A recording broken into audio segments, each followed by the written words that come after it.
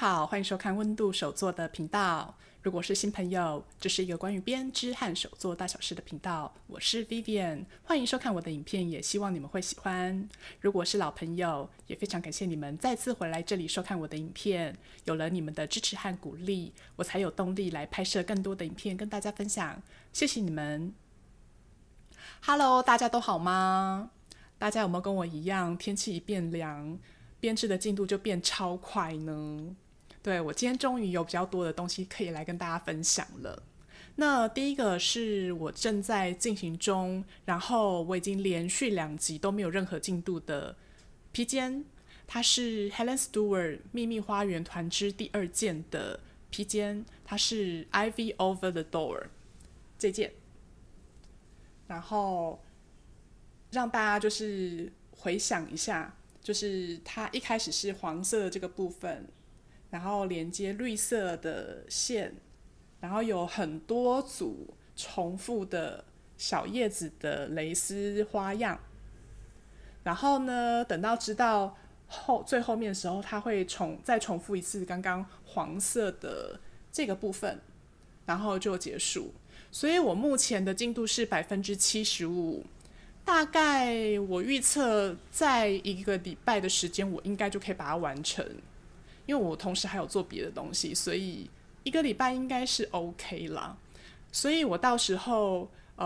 完成的时候再来跟大家分享更多的细节。然后目前就是先这样子咯。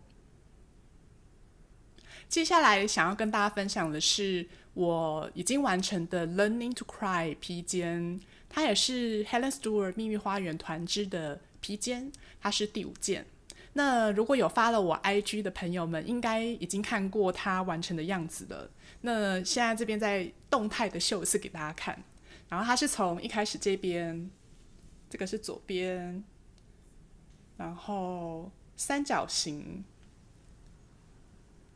下面是有很可爱的蕾丝。哦 ，oops， 这样子，然后一直延伸到这个地方。尾巴有这样小小的很可爱的图案，然后我这一个披肩是用 Blue Monday Yarn 的线，然后这个部分是灰色的，这个部分是幼羊驼，然后这一个部分是毛海这个部分，然后幼羊驼的部分是原色，然后毛海的部分是Ivy 用植物染的方式染出来的浅灰色，然后它这个灰色还带有一点蓝蓝的感觉，所以我觉得还蛮特别的。那我在下水前跟下水后，我发现最大的不同呢是下水前它虽然已经够柔软，也很有光泽，可是下水之后，它反而整个披肩呈现的光泽更亮。看起来更亮，然后也更柔软。我是觉得还蛮讶异，因为还没下水之前就已经够柔软了，那下水之后更柔软，而且下水之后它反而就是掉屑那种一丝一丝的那种屑的情况反而有减少的情况，我觉得还不错。因为没办法，就是羊驼嘛，它是很短的纤维，所以它本来就很容易就是会有脱屑的情况发生，那更不要说毛海就是很容易会有这样子，大家不知道看不看得出来，就是会有那种一丝一丝的感觉，这样。这个边边应该可以看到有没有这样子的丝，所以如果你是比如说我今天穿这样黑色的衣服，如果是还没下水之前放在这上面，马上那整片就是会超多的毛粘在上面。可是呢，下水之后虽然一样还是会有一点毛，可是反而会变比较少。这就是我的心得。那喜欢很柔软、很舒服感觉的人，我还蛮推荐这一款线的。所以大家如果喜欢的话，可以去Blue Monday Yarn 的脸书私讯 Ivy，就这样咯，真的很漂亮。然后我也非常非常喜欢这个织图，我觉得这是 Helen Stewart 秘密花园这个系列的织图里面我最喜欢的一个织图，因为它很好织，就是它是一个大家看一下，就是除了重复的这个幼羊驼的蕾丝部分，不是毛海的，我说错了，毛海的部分的蕾丝之外，它其实这边都是 garter stitch， 就是很简单，就是你不需要任何思考，你就是你可以在跟朋友聊天的时候，你就一直织一直织，然后也不怕会有错。唯一比较需要注意，顶多只是确认自己不要漏针，就是每织2-3排你就数一下，不会有太大的问题。然后蕾丝的部分，其实你只要小心一点，就是不要就是说不数它，就是你每一排你都要数一下，基本上不太会有漏针或是织错的问题。我觉得还蛮简单记的，很简单的图案，然后很好记。然后重点是它围起来也很不错，对。那我觉得这是我织披肩到目前为止选到的线材跟织图最搭配的一次，对，真的还不错，跟大家分享。接下来呢，我要来跟大家分享前几集我一直都没有办法跟大家公开介绍的作品，就是这件，很可爱吧？这件小洋装，它的织图是 Knitting for Olive 的织图，然后织图名称叫做 Roxy Dress， 然后很明显的我是做无袖的洋装，因为它那份织图里面有很多个比如说是包屁衣啊，或者是长袖，或者是包屁衣长袖，就是很多种选择。但因为我觉得无袖的洋装还是最适合小朋友穿。那我现在这一件完成的是2岁的尺寸，那2岁的尺寸，因为我考虑到小朋友长得很快，所以如果我只有袖子，可能长太快，袖子就穿不下。可是因为它是无袖的，所以如果小孩长到2岁半、3岁，搞不好还是可以当做，比如说上衣，然后下面搭一件短裤或是长裤来穿，我觉得还不错。那这给大家看一下背面，背面是这样子，这样子。那我使用的线材是 KPC 的 Love It DK， 然后主要的颜色这一件是 Flannel。那我觉得还蛮有趣的啦，用 KPC 的线，因为这一件我当初会想要用，是因为我觉得 baby 其实最适合线材还是纯棉，因为纯棉的线材比较不容易有让 baby 敏感的风险，因为一些羊毛就算美丽诺再怎么亲肤，其实还是有一点差别，因为毕竟羊毛会有毛鳞片嘛，那棉花毕竟它没有。那这一款 Love It DK 它是70%还是75%，有点忘记的棉花，然后加上一点 cashmere 的毛，还有那个丝，然后还有一些那种小点点在里面。然后我觉得让这款线织出来作品比较有丰富感。那我觉得它下水前跟下水后的触感其实有一点点的不一样。下水前它摸起来就像我前几集提到的，就是很有弹性，然后很软。可是下水之后，它反而有一点像是它毛的感觉，不再像下水之前它摸起来很像是对，很像有点像是羊驼的感觉，很神奇。可是下水之后就比较正常，它反而比较像棉的材质的线材。那我在做定型的时候，我发现它会有一些毛屑拖起来，我在猜那个应该是 cashmere 的毛屑。那它其实没有什么太大的影响，只是说如果你喜欢超级柔软的那种人呢，就是你们可能要在选择棉线为主体的线材的时候要思考一下，因为棉线本来就是会有一定的厚度跟重量，可是对 baby 来说，它的好处就是超级亲肤，不会有太大的问题。那我觉得这一件的衣服，我就是还好我是用这一款线来织，因为它有棉花的重量感的时候，它的裙子大家可以看，就是看起来会有一个蓬度，就是等小朋友穿起来的时候，它会比较挺，不会像那种比较细软的线织出来的衣服，就是有点太软，然后太飘。它就是有一个重量在，所以看起来就是那个版型会很漂亮这样子。对，那再来跟大家介绍一个很有趣的东西，就是这个扣子。这个扣子是我2、3年前在东京的吉祥寺里面的一间小店买的，超可爱的这个小斑马，因为我觉得它的色系跟这一件小洋装很搭，所以我就用了它，就觉得就给 baby 就是要用可爱的东西这样子。对，这就是我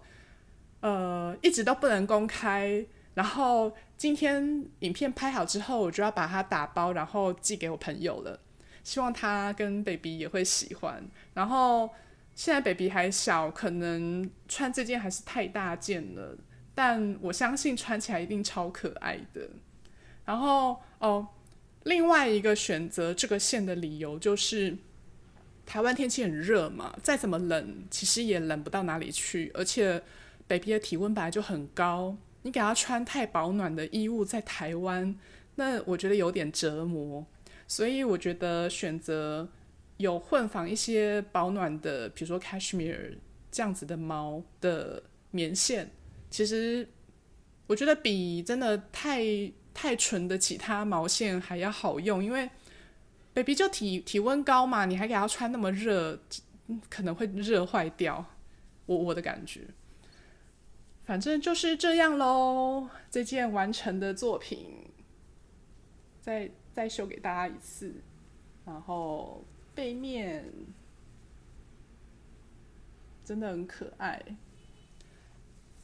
我们已经有一个织友看到我织这件觉得太可爱，所以他也自己去买织图，也正在织，然后也期待他完成的样子。然后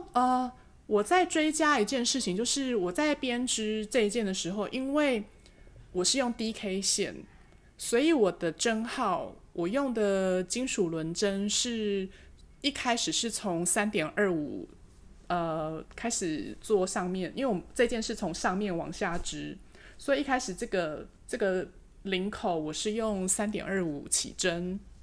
然后整件是用3.5mm的针来织，跟原本织图上面要求的针号其实是不一样的，所以大家在编织作品的时候，还是要按照一定要知识织片，然后要按照你设计片出来的结果来去判断你的针号。对，当然还有毛线嘛。如果你的毛线很粗，你用织图原本规定的小针号的棒针来织，你肯定会织出很奇怪的东西，而且大小真的会很怪。对，所以就是这样子咯。相关的资讯我也会放在影片下方给大家参考。如果你们喜欢这样子的小作品，其实也可以动手来织织看，因为我觉得如果喜欢织毛衣或家里有小朋友的人呢，其实还蛮适合在你还不确定你要不要织大人的毛衣之前，因为有的织图是小孩跟大人的尺寸都有，你就可以先织小孩的尺寸，然后如果你觉得真的很喜欢，你再去织大人的尺寸，这样子一来是你很快就可以完成小孩的毛衣，二来是你可以先借由小孩的毛衣的样式来决定你要不要再更进一步织大人的尺寸，因为大人尺寸要织很久，就这是另外一个 extra 的分享，这样 OK。接下来呢，我想先来跟大家报告一件事情，就是我在上一集的影片当中有跟大家提到，在11月3号和4号即将举行的古道秋神音乐会当中，原本我是要在音乐会的市集上面做这个饮料小提篮的贩售，很可爱，对，然后会有不同的颜色。那原本我是自己要过去现场的，可是因为行程有一些突发状况发生，所以就变成我到时候会把我已经完成的饮料小提篮直接寄到我朋友那边，所以大家可以到时候可以在音乐会上面的长角慢慢杂货店的摊位上面买到这个饮料小提篮，有兴趣的朋友可以去看看哦。最后呢，要来跟大家分享我最新入手的这一本《Lan》杂志，这是第6集。我相信有很多人跟我一样都已经拿到这一本最新的杂志，然后也觉得里面的内容真的是超棒的，不管是 interview 啊、照片啊、织图啊，真的都蛮棒的。那很多人都已经开始织这一件。我找一下，等我一下。这一件 POY 叫做诗人的套头毛衣，真的是我还蛮喜欢它的花样的，很多人已经开始在织咯，有兴趣的朋友也可以看一下。那它里面的内容这次还包含，比如说这件很不错的毛衣，然后这一件披肩也是超棒的，有很多很多很丰富的内容。不过除了这一本杂志我觉得很棒之外，其实还有很多很多很棒的杂志，例如 Making 啊、砰砰啊，砰砰最新的这一集也是超棒的。很特别的图案，就是大家有兴趣可以去看一下，就是很特别。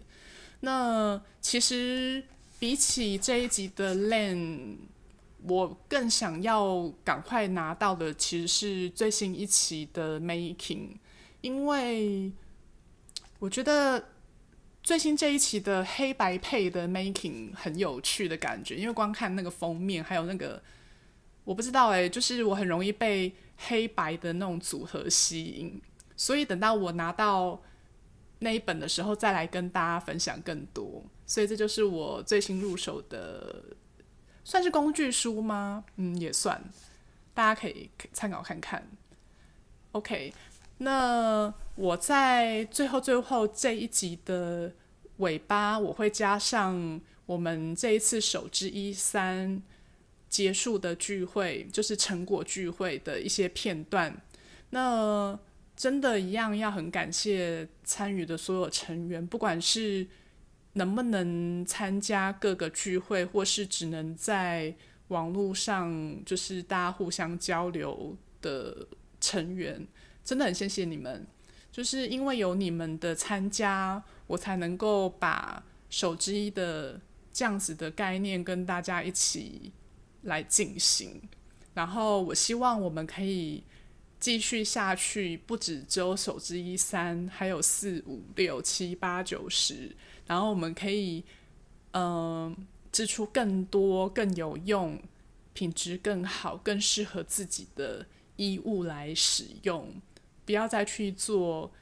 无谓的购买这样子。然后也谢谢大家的参与。那这一集的影片就先到这里咯。最后就是如果你喜欢今天的影片，请帮我按个赞。